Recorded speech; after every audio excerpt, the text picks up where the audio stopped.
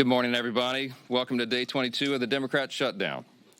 While it's already been, as we noted yesterday, the longest full government shutdown in history, October 22nd marks another landmark. This is now the second longest government shutdown of any kind ever in the history of our country, and it's just shameful. Democrats keep making history, but they're doing it for all the wrong reasons. The contrast is the split screen, and I've referenced that at this podium a few times already, but I just think it's an important thing to point out, because that contrast between the two parties grows more glaring with each passing day, and you can look at all the evidence for yourself. There is, of course, a literal split screen every day. You've got Republicans and Democrats out all over the airwaves, burning them up, speaking directly to the American people, but you'll note that there's a key difference between the messages of the two sides. The Republicans are all repeating the same simple truth, and that is why that message is resonating with the American people, and that's what the polling indicates. At the same time, on the other side, the Democrats are doing their very best to obscure and create distractions from that simple truth. So the reason that we find it important to come out here every day and repeat again the same simple truth is because they're trying so hard to cover that up. But there's also a figurative split screen. There's a literal one, but it's figurative as well. And I just wanted to spend a moment this morning and talk with you about that. On one side, you have the Republican Party, the party that controls the White House, the Senate, and the House. We call that unified government. It's the party that won the popular vote in every single swing state and made deep inroads with voters new to the Republican base. And we received that mandate gratefully, and we went immediately to work. So since the election in November, just in the last 9.5 months of this Congress, which began in January, Republicans have delivered incredible results for the American people. And we could stand up here and spend an hour going through just the bullet points and highlights of all that, but we put a few on the handy chart over here. But just think of what's been accomplished in the last 9.5 months. A couple of things listed here. We passed the historic working families tax cut, one of the most landmark pieces of legislation ever passed by the U.S. Congress for the benefit of the American people. We slashed taxes for hardworking Americans, geared for the lower and middle class earners who needed that assistance. We cut hundreds of billions of dollars in fraud, waste, and abuse from government. We solved the border crisis. We are working now to solve the crime crisis in major cities around America. We strengthened Medicaid. We improved health care access, and we lowered premiums with our legislation. We have restored peace through strength, thanks be to God, and we are ending wars around the globe. And we've restored common sense to a government that sorely needed it. That's part of the mandate that was given to us by the American people in the fall. And most recently, we did our jobs, and we passed a clean, nonpartisan CR to keep the government open for the people.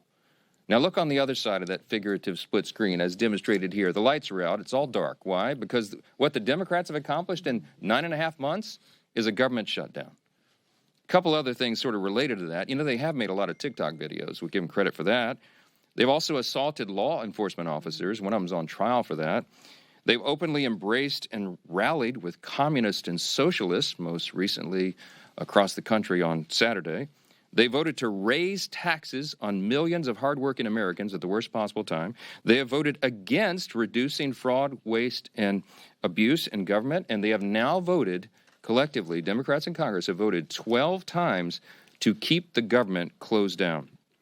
But it doesn't stop there.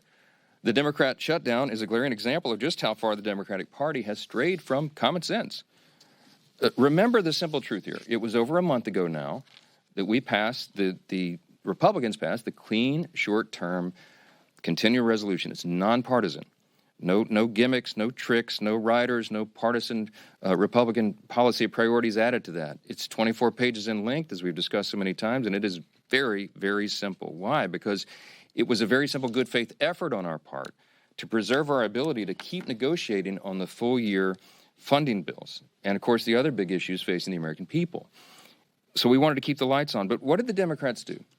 Instead of receiving that, voting for it, as they have always done in the past, they broke from history, and they rejected that. And they offered a counterproposal. Ours was a clean CR. We call theirs a dirty CR, and you all know why. Because they added $1.5 trillion in new spending that would be a mandate, including hundreds of billions of taxpayer dollars for health care for illegal aliens. Go to page 57, section 2141 of what they filed.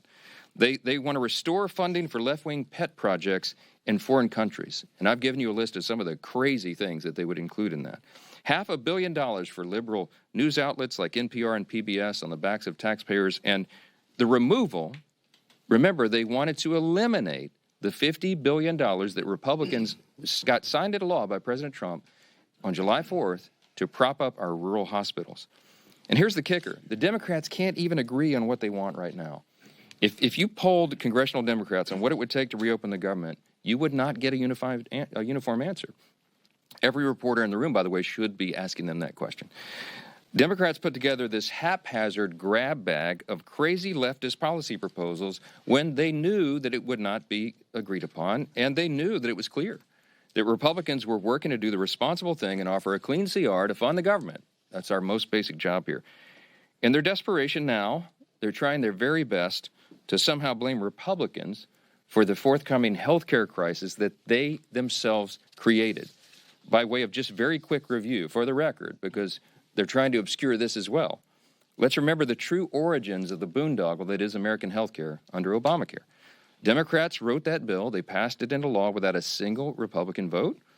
During the COVID pandemic, Democrats created temporary Obamacare credits, again, without a single Republican vote. Democrats then voted to extend those credits. They set the expiration date on it. And then when they held the majority in the Senate, it was Democrats who chose not to extend those credits beyond this year.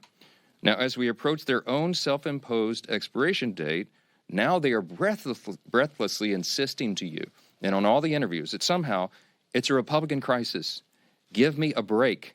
The facts are the facts.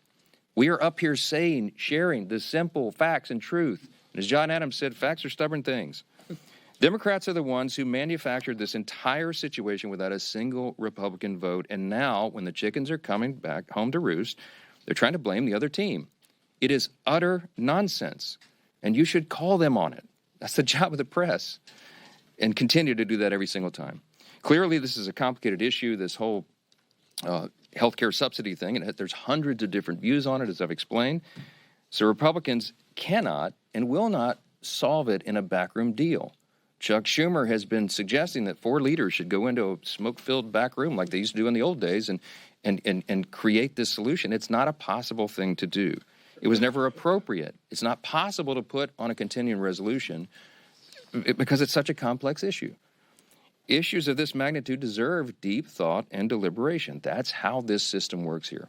And as soon as Chuck Schumer reopens the government, all of our members will have an opportunity to engage in the very important discussion of how to make Obamacare affordable.